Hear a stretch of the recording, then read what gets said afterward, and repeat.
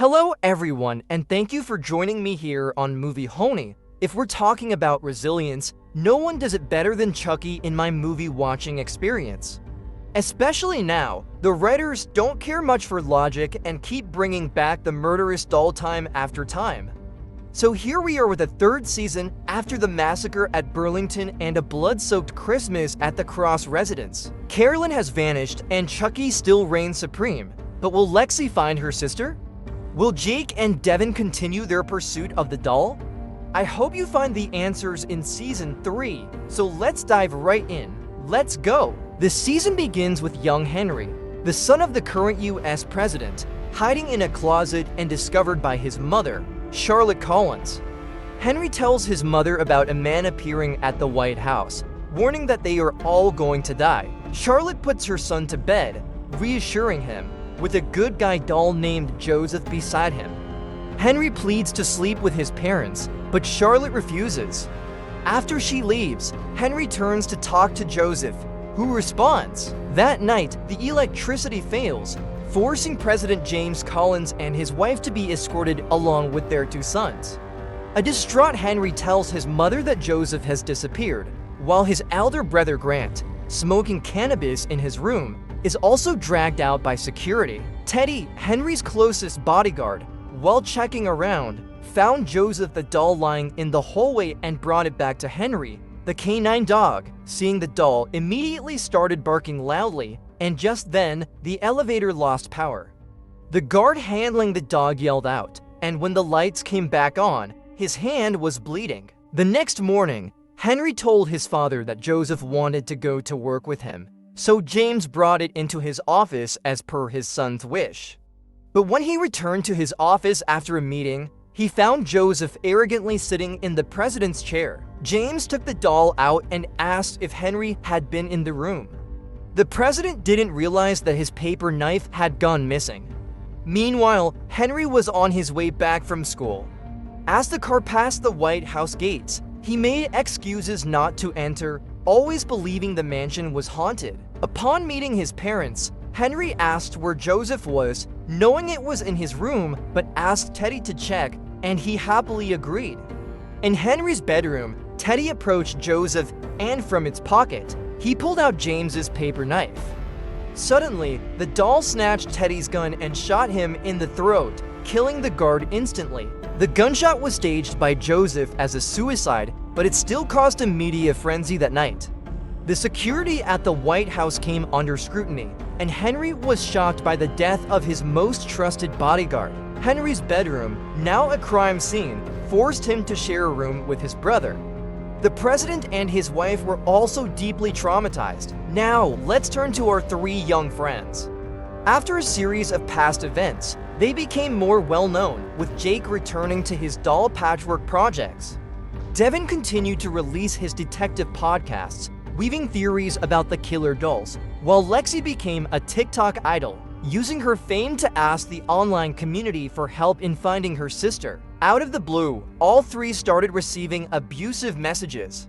Moreover, Jake even received a threatening call from Chucky, daring him to find him. The murder in the White House was reported in the press, drawing their attention to Chucky's presence when Henry was seen holding it. So the trio devised a plan to enter the White House to find Chucky.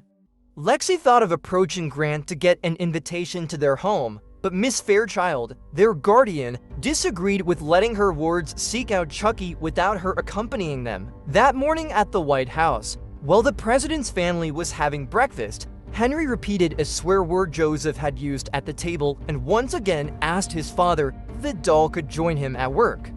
Consequently, Joseph was again brought along with the president. It was present during a discussion between the Collins couple, Vice President Spencer Rhodes, and government agent Warren Price, who was involved in investigating Teddy's case. At the end of the discussion, Warren went into Henry's room to inspect the crime scene and discovered Joseph's miniature shoe prints. Later that day, before leaving work, the president's secretary, Samantha, entered James' office to check up and found Joseph lying on the floor. When she picked it up, Joseph suddenly slashed her throat with a knife, killing her. Warren was the first to discover Samantha's body. He secretly texted Charlotte to come and inform her of the situation. Warren asked her to keep the incident under wraps to avoid public turmoil. The occurrence of 2 murders in the White House at the same time could disadvantage the president and potentially alert the hidden murderer. Consequently, Charlotte reluctantly agreed to cover up Samantha's body. Warren and Charlotte cleaned up the crime scene together and hid the body in a cabinet that the secret employees discreetly removed from the premises. Samantha's position was replaced by a new secretary named Lucy, but James was still puzzled by Samantha's absence. Noticing his concern, Charlotte lied to her husband, saying that Samantha's brother had informed her that Samantha was undergoing rehabilitation. Meanwhile, Jake's group was filming a TikTok video for Lexi, knowing Grant was a social media addict and had also lost a brother. Lexi directly mentioned Grant in the video, hoping it would help her find her sister. Grant immediately watched Lexi's video and empathized with her loss. Soon after, a meeting was arranged, and an enthusiastic Grant welcomed the 3, even booking the entire venue to meet them. Lexi also tried to befriend the new guy to achieve her goal.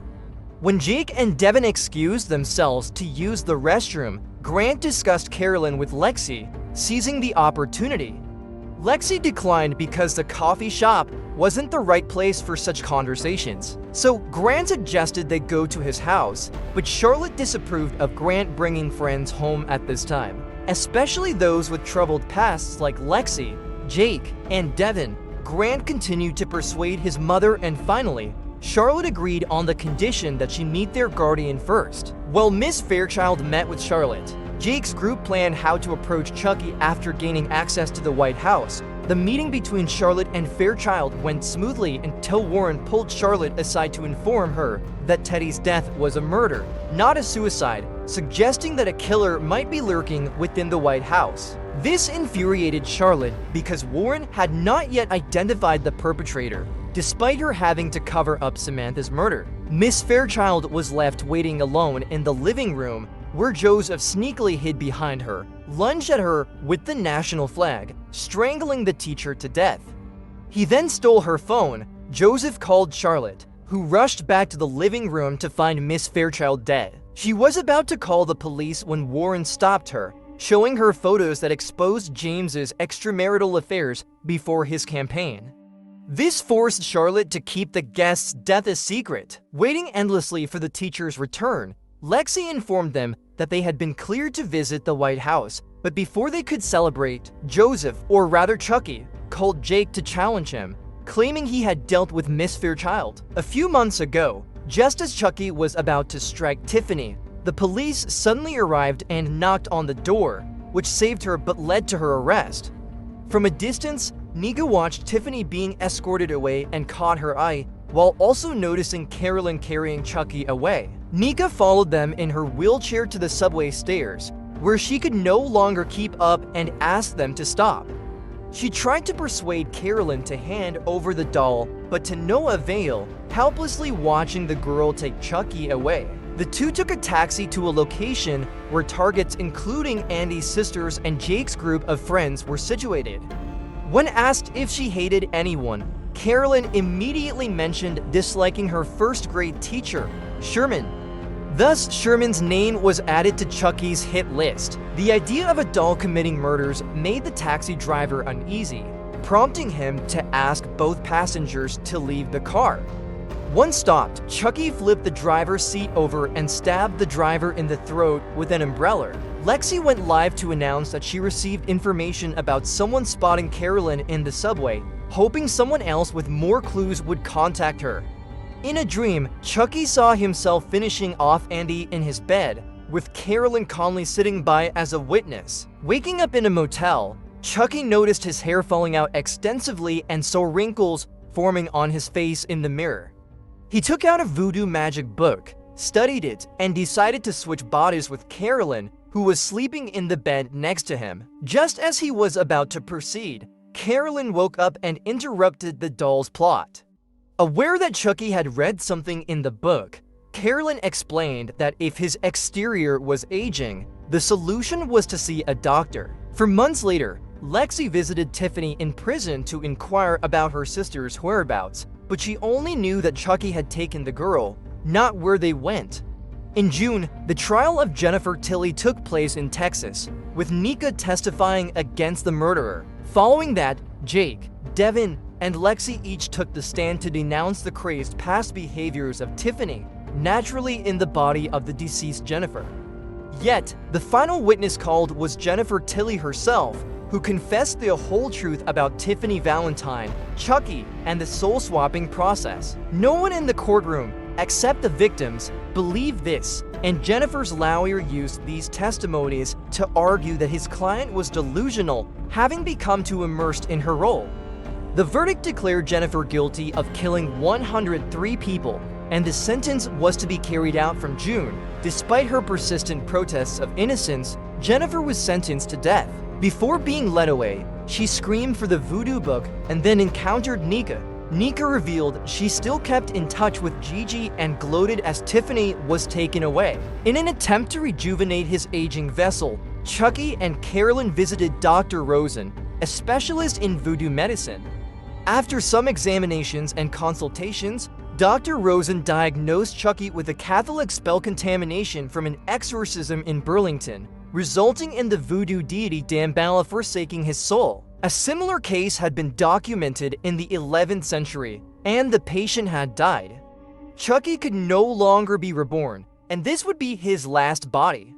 To regain Damballa's favor, Chucky resolved to perform a demonic ritual, sacrificing 6 people at a sacred site. Carolyn and Chucky head to 112 Ocean Avenue in Amityville, where a small party is underway. Pretending to be lost, they enter and eliminate the guests. Afterward, Chucky recites the incantation prescribed by Rosen, but nothing happens.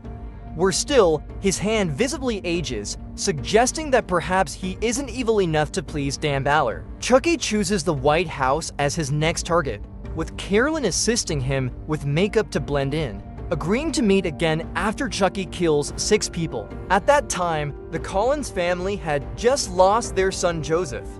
Near Joseph's grave, Henry finds a good guy doll, smiles for the first time in months, and takes it with him, thus allowing Chucky to infiltrate the White House. On that year's Halloween, Charlotte organizes a costume party at the White House to commemorate their unfortunate son Joseph. Despite her unease about the lurking killer, the party is actually a trap set by Warren, forcing Charlotte to comply to lure the murderer. To prevent further murders, Warren plans tight security around the White House and an intricate surveillance system. At dinner, James tries to persuade Henry to join everyone downstairs, but the boy is reluctant. Seeing his son looking at old photos with his late brother and dressing up the doll in Joseph's clothes, James assumes Henry is grieving and gives him some space. After the president leaves, Joseph leaps off the chair and persuades Henry to ask his father for a pumpkin to carve. Henry and Joseph are soon provided with a pumpkin and a large knife, just as Chucky had planned. Babysitter Annie is assigned to watch over Henry during the party and is given the task of carving the pumpkin with him. As Annie takes the pumpkin and knife away, Chucky starts scouting for his next target. Jake's group arrives at the party dressed as good guy dolls. Any dangerous items they brought are confiscated by security. They reunite with Grant, who introduces them to his parents. During the conversation, James notices a child in a Dracula costume who resembles his late son, Joseph. He approaches the child, but he disappears into the crowd. With Henry and Chucky nowhere in sight, Lexi persuades Grant to take her to his room, and he easily agrees. Unbeknownst to them, Chucky is watching from a hole in the ceiling. Satisfied with the situation, Chucky sneaks back into Henry's room through the wardrobe. As Chucky scares Henry with tales of White House ghosts, Annie enters with the knife, announcing she has finished carving the pumpkin. She invites Henry to play, and he suggests a game of hide and seek before running off to hide, unaware that the knife is now missing. At that moment, Grant was showing his new friends around the house. With his playful nature, Lexi managed to persuade Grant to go off alone with her, giving Jake and Devin a chance to find Henry's room. In Grant's room, he and Lexi danced for a bit and then started talking about their families. They quickly bonded over their shared family issues. Lexi took the initiative to kiss Grant, and they began to get intimate, all to buy time for Jake and Devin. However, even though Jake and Devin found Henry's room, both the boy and the doll were missing. By 9 p.m., Lexi, Jake, and Devin hurriedly searched the house. Grant followed, asking questions, when Henry suddenly ran out, holding the doll in costume. Devin quickly snapped a photo of the two, while Chucky clutched a knife hidden behind his back. Grant began to suspect that his new friends were trying to use him to get into the White House as he approached to turn off Devin's camera. The lights in the White House abruptly went out, and the president and his wife were escorted out of the ballroom. Spotting the child in the Dracula costume, James chased after him, only to discover it was just the doll. He picked it up and stared at it in silence. At that moment, the lights came back on, and everyone's attention turned to the president. Henry ran over to retrieve the doll, and he, in a dazed state, noticed a chandelier bolt falling before the entire chandelier crashed down on the guests below. Devin narrowly escaped death thanks to Jake pushing him out of the way. Annie wasn't hit directly, but part of her face was severely injured and she collapsed unconscious. The entire tragedy was orchestrated by Chucky. 13 victims were sacrificed to appease Damballa, yet the aging process continued to worsen. Chucky's face grew even more wrinkled, fueling his rage. 3 weeks before her execution, Tiffany was placed under supervision. After being put in solitary confinement, she inquired about the whereabouts of her legal assets. The indifferent prison guard informed her that they were supposed to be sent to her, but had likely been lost. What seemed like a dreadful 3 weeks for Tiffany turned into an unexpected encounter with her idol, the infamous chef Evelyn Elliott, who was imprisoned for baking her husband and his lover into pies. They quickly became friends, cheerfully discussing their murderous achievements. However, when Tiffany bragged about killing her sister, Evelyn looked down on her for it. To Evelyn, her sister meant the world, and she expressed her disdain by walking away. Tiffany picked up the cigarette, but Evelyn had discarded and put it in her pocket. The next day, a box containing Jennifer's legal assets arrived, filled with various mystical items. Tiffany retrieved the cigarette butt, sewed it into the mouth of a voodoo doll, and began to chant an incantation. Evelyn, who was teaching a cooking class to the inmates, suddenly lost control and pressed a knife to her own throat under Tiffany's influence through the voodoo doll. An officer had to draw his gun to intervene, but Evelyn couldn't stop herself from cutting into her own body. Tiffany manipulated Evelyn to walk towards a pot of boiling water and dunk her head in, causing her face to disfigure and killing her instantly. After dealing with Evelyn, Tiffany used the voodoo doll on the female guard, who immediately became hypnotized and ran to open Tiffany's cell door. This is the plot of the first half of Chucky Season 3, with episode titles inspired by famous horror works. The gore level in this season has significantly increased, maintaining its characteristic absurdity. The storyline also introduces plenty of intrigue for the viewers. Stay tuned for the second half of Season 3. Thank you for watching, and see you next time. Movie Honey out!